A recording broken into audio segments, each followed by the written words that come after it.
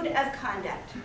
The code of conduct says, and these are, you will notice, kind of drafted to address the problems that Carl Snow pointed out that we have had and continue to have. Legislators are prohibited from spending campaign funds for non-campaign personal expenses. They would be prohibited from taking their wife and kids to Disney World with their campaign contributions. Those contributions are made to help them win elective office and to do our bidding, to be effective voices and votes for our concerns, not because we think that they need a vacation in the Bahamas. Legislators are prohibited from contributing to one another's campaigns with money from their own campaigns. That's the leadership problem that Carl Snow was talking about. Legislators cannot also be paid lobbyists while they serve in the legislature, or for 2 years after they leave the legislature, the revolving door problem that Washington has. Legislators and their families cannot accept gifts from lobbyists anymore. This initiative would enact a gift ban, except for negligible refreshments at public events. So legislators hereafter would be able to have all the broccoli they want, or can tolerate. But they can no longer accept thousands of dollars of money, jazz tickets, golf games, and green fees, and you name it, they are being given it. ski passes, which I can't afford this year. Anyway, legislators, when in doubt, can ask for a written opinion, or they can request an interpretation from the commission.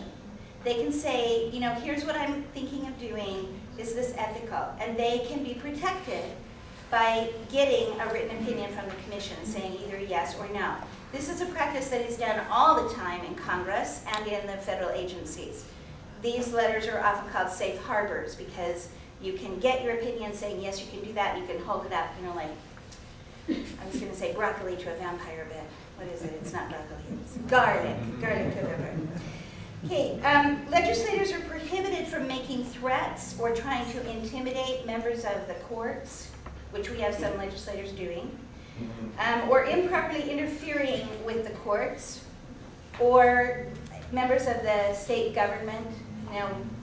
Legislators just would, there's a separation of powers. The founders created that. It's for a reason, and this initiative would require that legislators respect that.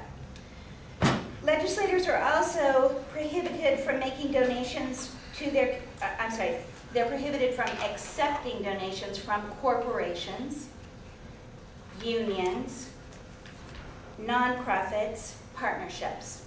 Okay, now, Carl Snow mentioned, and I think this should be emphasized, in the federal campaign world, at the federal level, corporations have never been able to donate to any campaigns, ever.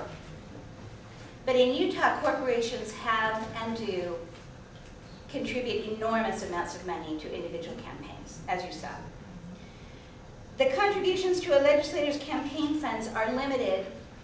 For the first time, there would be limits. This would enact limits, which we've never had before, of $2,500 per individual and $5,000 per PAC.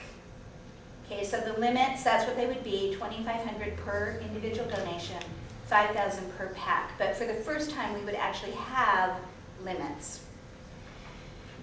Money remaining in a legislator's campaign account that is not spent within 5 years in a subsequent election campaign by the same legislator would be forfeited, or would be transferred to the state school fund, or to a nonprofit that the commission designates.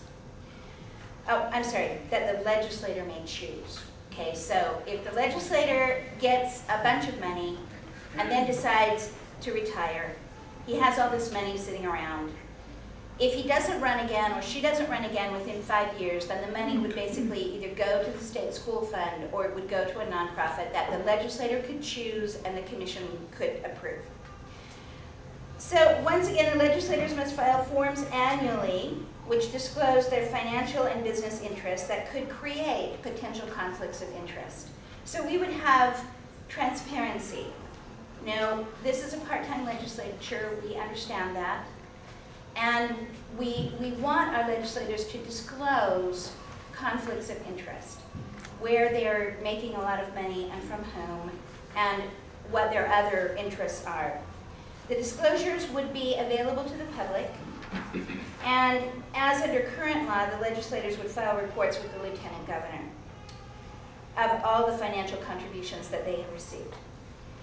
And also, legislators cannot be members of corporate boards when the fact that they are a legislator is the reason they're appointed to the board, or the reason they're made the president of the company, which is a new, and I think, I'm sure there'll be some questions about that tonight, so I'm happy to respond to those. Let's see.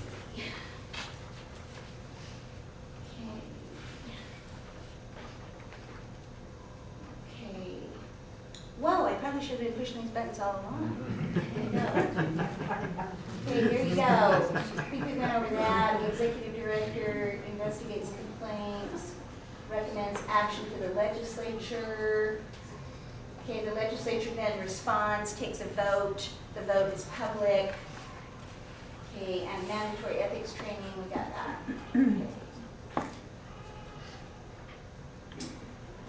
Okay. Could you clarify at what point these allegations are made public? Yes. Let me just put these out here, you can be reading them. Okay. When the three complainants file their allegations, they go to the executive director. At that point, they are not public.